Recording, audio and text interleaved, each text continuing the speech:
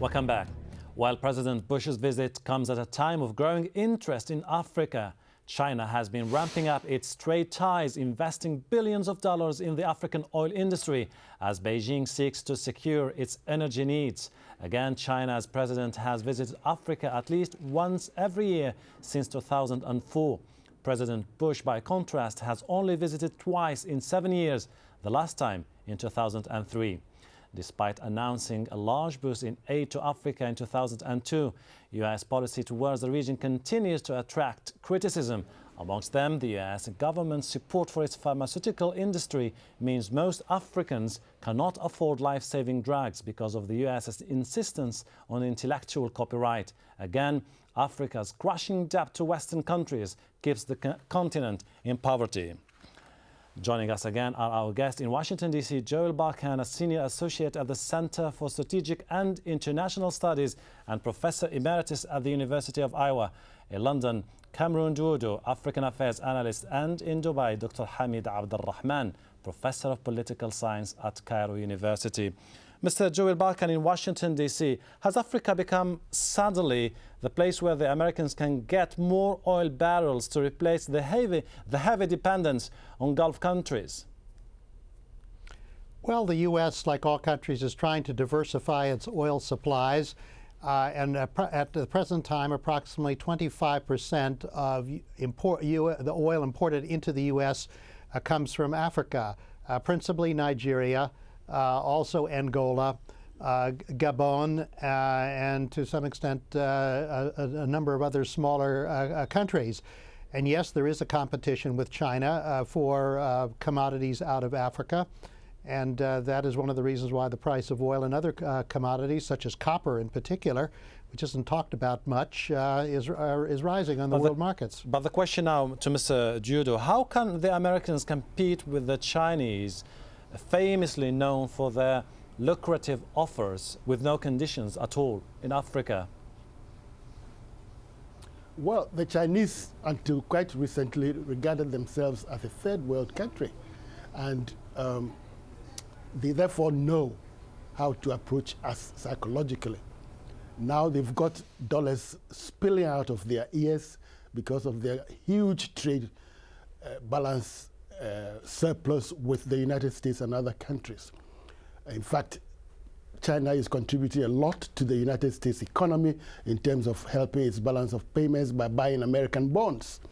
So the Chinese are a very strong player, and it is not just because they want to compete with the United States that they are doing business. It is what their economy determines.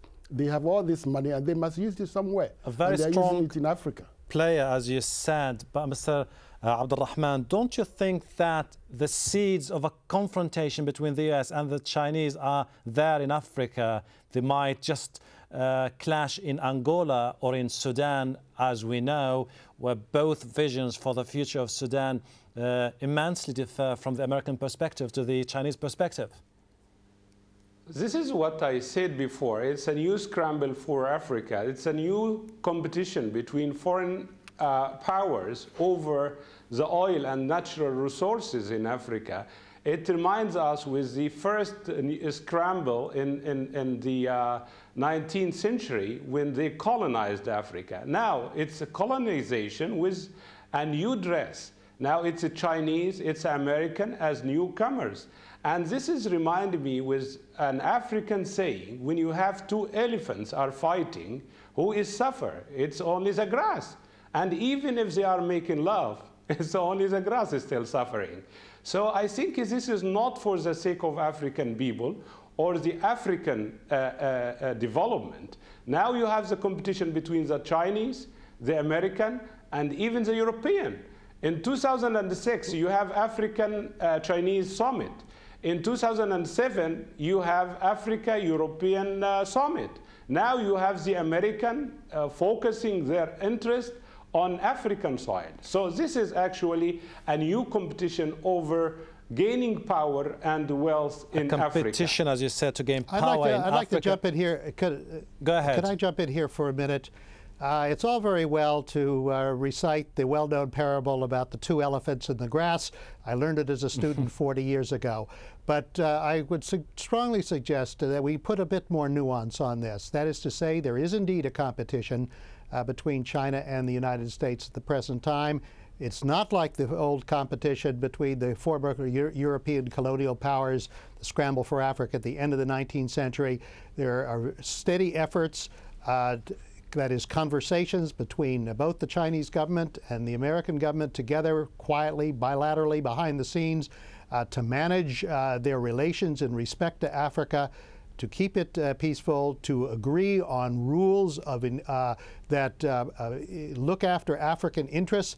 And while much is said about U.S. and Western conditionality, such as good governance, etc., I would argue that eventually China, which says that they have no conditions for their aid, will eventually start to impose conditions, particularly in respect to good governance, end of corruption, etc. And finally, in respect to Darfur and Sudan, let's remember that through this American-Chinese dialogue that I just mentioned, that you now have a small number of Chinese peacekeeping troops in Sudan, and that China is coming around perhaps more slowly than the U.S. might have wanted initially. Which you think is a good way of engaging the effort. Chinese diplomatically in the continent. Mr. Judo, you have others saying that all what we see now in Africa is a smoke screen to hide the fact that the genuine motive of the Americans is to have a permanent military presence through the AFRICOM.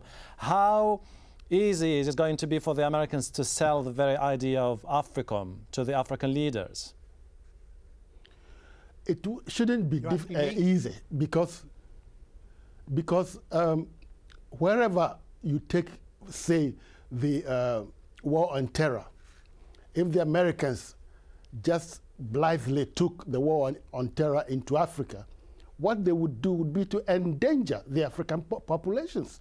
Because you know what happened to Britain when Tony Blair just went along with Bush over Iraq, and Britain, which after the settlement in Northern Ireland had become a very peaceful country, suddenly was experiencing bombs in its streets.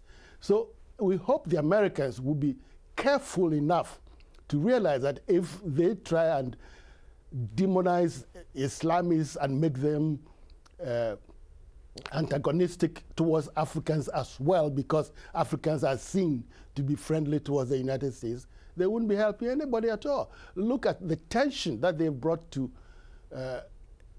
Ethiopia and Eritrea again after they settled after the war there, because of what the Americans did in sending the Ethiopians to Somalia. Now there is tension again between Eritrea and Ethiopia. Mr. Hamdi Abdulrahman, the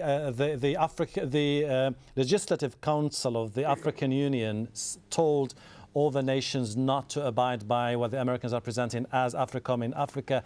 Is this a sign that the Africans have learned from the mistakes of other countries, basically in the Middle East and Asia, and very much afraid of an idea of a permanent presence in Africa that could just alienate and create more escalation of tension? So we have to distinguish between two positions, between the African leaders and their position toward the AFRICOM, and they are reluctant to host any American presence in their lands. And the second point is that the American military are there. As I mentioned, they are in Djibouti, and they are in the Gulf of Guinea. And they have many military facilities in many African countries. So, but the problem here, and which is the African are aware of, what is the nature of AFRICOM? AFRICOM is for oil. This is number one. And it is against China's presence in Africa. This is number two. And number three is about war and terror. But this is actually led us to the missing stops in Mr. Bush's trip to Africa. Number one, which is, we have to look at it very carefully. Yes. The third front in his war in terror is Somalia. And the Americans are falling in Somalia. Look at the transitional government in Somalia, in Mogadishu. They are losing control. And the opposition now controlling over 80% of the Somali because we land. have to leave it there. Mr. Hamdi Abdul Rahman, Mr. Joel Barkan, Mr. Cameron Duodo, thank you very much indeed for your insight. Thank you so much for joining us here on this edition of Inside Story. We welcome your comments and suggestions. Please email them to us at insidestory@aljazeera.net. Goodbye for now.